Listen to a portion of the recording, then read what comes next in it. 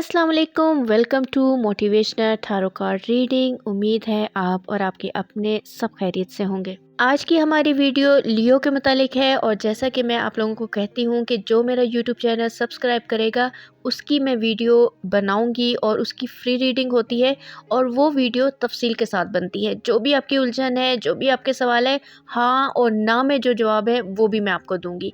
तो हम स्टार्ट करते हैं इनके कार्ड्स के साथ। कार्ड्स में निकालती भी जाऊंगी, इनका ज़ोडिएक साइन देखेंगे, इनके कार्ड्स देखेंगे और इनकी हाँ और ना का जवाब भी देंगे और इनकी जो उलझन है उसका भी जवाब देंगे।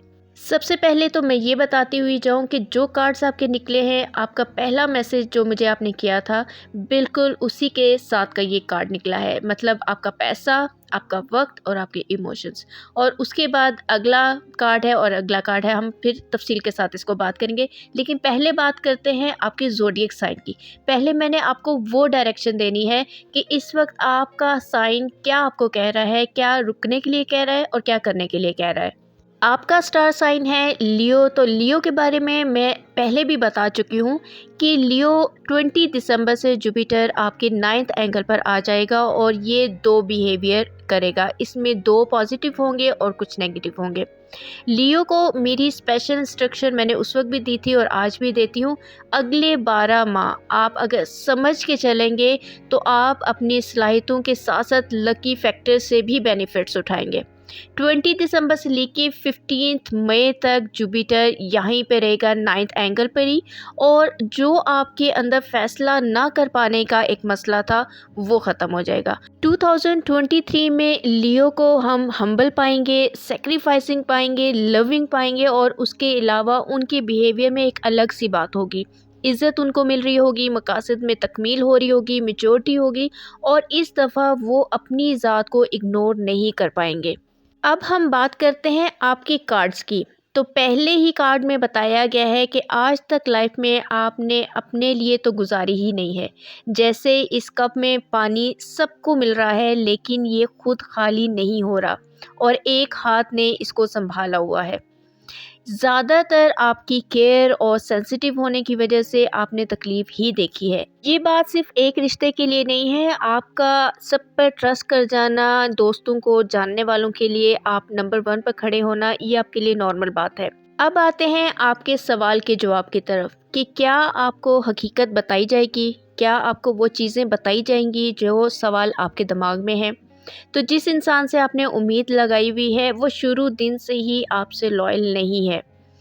कोई भी बात आपको 10% से ज़्यादा नहीं बताएगी है। आप इस रिश्ते में रहते हुए जब तक रहे हैं कश्मकश में ही रहे हैं, आपके दिमाग में सवाल ही रहे हैं और आगे से जवाब टाल मटोल से ही दिया गया है या ख़त्म कर दिया गया है और काफ़ी दफ़ा ख़त्म कर दिया गया है। और ज़्यादातर जब ब्रेकअप होता था या छोड़ जाना होता था या दूर होना होता था तो आपकी ही बात को रख के कि आपने ये बात क्यों की और वहाँ पे ये बात ख़त्म कर दी जाती थी। इससे आगे की कुछ तफसील बताने से पहले मैं आपके आखिरी सवाल के जवाब का कार्ड निकालने लगी हूँ और वो येस और नो मैं आपको लास्ट में बताती हूँ कि आपने करना क्या है या आप क्या करने वाले हैं। हमारे पास आपके आखिरी सवाल का जवाब द मिरर की सूरत में आया है, आपका आखिरी कार्ड। ताल्लुक़ ख़त्म जितनी दफ़ा भी हुआ है, आपकी तरफ से पहल हुई है जितनी बार भी, और ये आपका अपना मिजाज है कि आप सब चीज़ों को इग्नोर करके आगे बढ़ जाते हैं। लेकिन ये इंसान इस वक्त अपनी लाइफ में आगे बढ़ चुकी हैं, आगे जा चुकी हैं, एक नई लाइफ की तरफ हैं। जैसे कि दूसरे ही कार्ड में है कि ये एक इंसान दो वांट्स को छोड़कर पीट करके सबसे अगली वांट को पकड़े हुए अपनी नई लाइफ को सोच रहा है।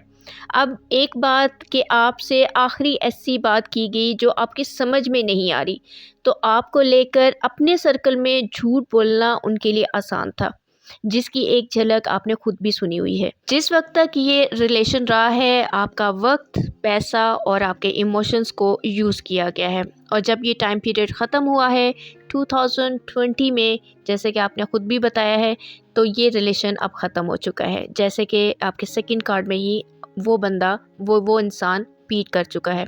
हमारे तीसरे कार्ड में एक किंग है और इस किंग के पाँव में एक छिपकली है, जिसका मतलब है कि ये ज़ात आपके पास फिर आएगी वापस, लेकिन सिर्फ़ और सिर्फ आपके लिए प्रॉब्लम्स और डिप्रेशन के लिए, इसके अलावा कुछ भी नहीं। इतनी तफसील के बाद अब मैं आती हूँ आपके आखिरी सवाल की तरफ कि मैं मूव ऑन कर सकूँगा या नहीं। तो आपका आखिरी कार्ड था द मिरर। ये कार्ड ये बताता है कि आप खुद 2 साल से हर हकीकत को जानते हैं, समझते हैं। आज भी खुलकर आपको आईना दिखा दिया गया है, सब बातें क्लियर कर दी गई हैं। अब कम से कम आपके पास कोई डाउट वाली बात नहीं है। और फिर ये कि इसी कार्ड में रोशनी, आग, जिसका मतलब है नई शुरुआत, जो तीर कमान के साथ है। अपनी लाइफ में जितने भी ज़ख्म आपको मिले हैं, जितने भी धोखे मिले हैं, उनसे सबक सीखना। डिप्रेशन में रहने से और पास्ट में रहने से आप किसी को नुकसान नहीं दे रहे, सिर्फ अपनी ज़ात को नुकसान दे रहे हैं। इसका आसान सा हल मैं आपको बता देती हूँ कि अपने पूरे दिल के साथ उन कीमती सालों में उस इंसान को जो भी आपने अपना दिया है, अपने इमोशंस, पैसा, वक्त, उसको माफ़ कर दें और फिर देखें आपके दिल को सुकून मिलेगा। और ये वो टाइम है जब आपने मूव ऑन करने के बारे में सोच लिया है, तभी आप इस बारे में मुझसे बात कर रहे थे। बस थोड़ा सा पॉजिटिव होना है और इन तकलीफ़ों को माफ़ करना है और आगे बढ़ जाना है। अल्लाह पाक से दुआ है कि जो भी इस मुश्किल में हैं, जिनके साथ भी ये सब कुछ हो चुका है, उनके लिए आसानियाँ रखे। मुझे अपनी दुआओं में याद रखिएगा। Thank you for watching.